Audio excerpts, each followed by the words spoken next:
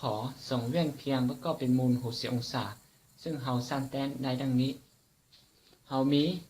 แว่นตัวที่1ประกอบกับแว่นตัวที่2เป็นมูล60องศาแล้วเราวันวัตถุ A ใส่หน้าแว่น2อันอยู่จุดครึ่งกลางเนาะแล้วมันจะสะท้อนใส่แว่นตัวที่1โดยทักษะจะเกิดวัตถุล้วน A1 วัตถุ A เป็นวัตถุจริงเนาะจะสะท้อนใส่แว่นตัวที่2โดยทักษะจะได้วัตถุล้วน A2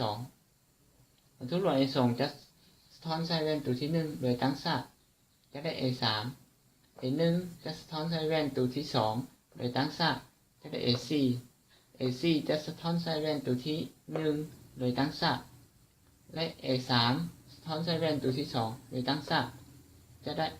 จะมาตัดกันได้ A5 ซึ่งระยะ